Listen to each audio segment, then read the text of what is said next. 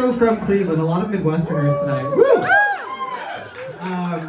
You may know him from the Men's Club. A funny thing happened on the way to the food bank, which was a Zoom comedy show during the pandemic that my dad produced at the Assured in Cleveland. So Josh Kramer grew up a few doors down from me. Let's give a warm welcome to Josh Kramer.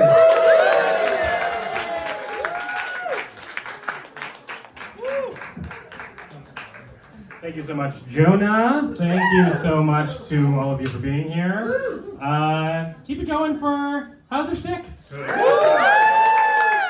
going for the reason most of us are here, know each other, the Nolita Minion and the Gracious Housemates. Give it up for traditional egalitarian Judaism. Give it up for postmodern Orthodox Judaism. Give it up for social Orthodox Judaism. I see some of you with your phones out during that. That's okay. If only there was a term for all these forms of Judaism that would be an umbrella term that would encompass them all into one form. I didn't come across this term in my upbringing of Jewish education at Ramah, USY, Schechter. If only I had a time machine, I'd go back in time and create such a term for conserving halakha. I would call it conservative Judaism. I wouldn't. I mean, you've all created something new here in Brooklyn. Your own form of Judaism. I would call it conservative Judaism, but you created your own. Congratulations. I love time travel, movies, and television. I really love that medium. Makes my brain work in a different kind of way. What would happen if you went back in time and messed with shit and came back to the present and saw how you affected the past. I just love the puzzle, like Back to the Future. That's the best example. But there's Harry Potter and there's Interstellar. What would you do if you could go back in time and change the past? What would you do? Kill Hitler. I heard kill baby Hitler. That is the correct answer. That is the correct answer. Kill Hitler. Kill him as a baby. Kill his mother. We don't give a shit. Just whatever it takes to make sure he doesn't come around. But here's the problem with that idea. A pair of my grandparents survived the Holocaust. And I'm not gonna bum people out and tell you their amazing story. But the part of my brain that really loves the time travel puzzle hears someone promise to kill baby Hitler, and that part of my brain shouts out, "Oh no! Do not kill Hitler!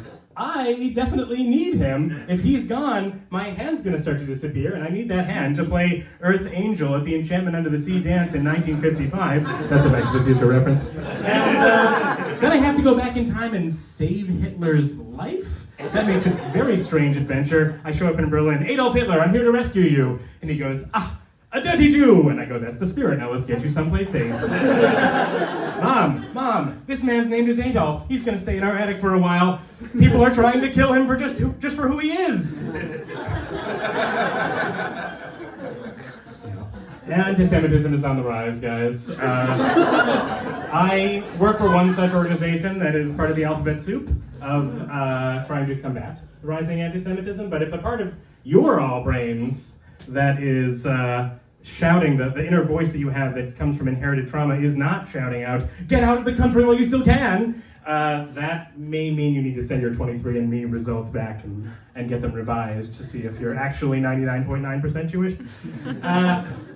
Anti-Semitism is on the rise. How many of you got emails last week about the National Day of Hate?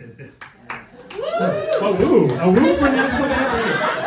A woo. I see a lot of hands. I probably got 15 emails about the National Day of Hate. Part of me thinks we got that one wrong a little bit. that we shouldn't have raised the alarms. It's kind of like the boy who cried wolf situation. Those anti-Semites in rural Iowa, all they had to do was say, we're gonna mess with Jews, and the whole country is up in arms. They were probably high-fiving each other all weekend long. But the thing that makes me really think, what I really think about when I think of the National Day of Hate is the main group behind it is called the Goyim Defense League. The Goyim Defense League. Goyim. That's our word. That's a Yiddish-inflected Hebrew word And part of me thinks that this group has got like a Petunia, Dursley, Lily Potter jealousy, hatred thing going on. Or like George Santos, he's against Drag Queen Story Hour. Turns out he's a drag queen. They just really love the way we talk. The problem with the Jews is that they don't have enough chutzpah. The problem, I wish that they're all a bunch of schmendricken, and the world would be better off without them. Baruch Hashem. Going Defense League. Where am I? I hate to single out people in this room, but where are my non-Jews at? Yes. Before this week, or before you fell in with this crowd, were you familiar with the term goyim? No. No. Actually, Yes. Like white nationalism. Oh, well, you learned it from the Nazis, but you're not. That's good. Okay, good. All right. There's a silver lining in all the rise in anti-Semitism, and that is I find that the rise in anti-Semitism really brings the community together. It's a lot more rallying together, and people just showing support for one another. And that's why I resolved recently. I'm not going to stop drawing swastikas on synagogues, you guys. It brings the community together. It's good. It's serious. Okay. I have just one last story that I'm going to tell.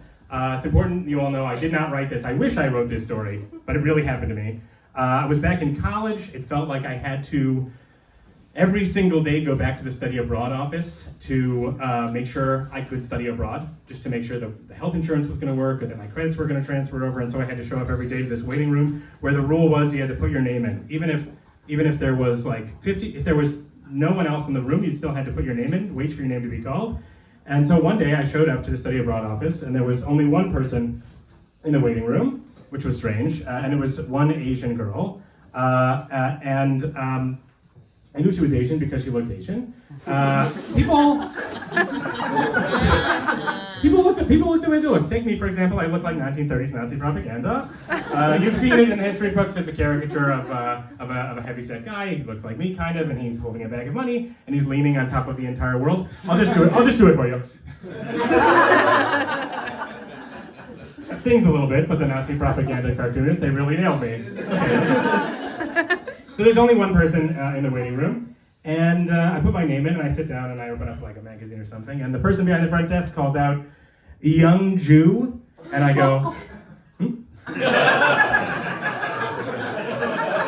"Yes," and the girl stood up and walked out, and that happened to me when I was in college. Thank you so much. Thank you.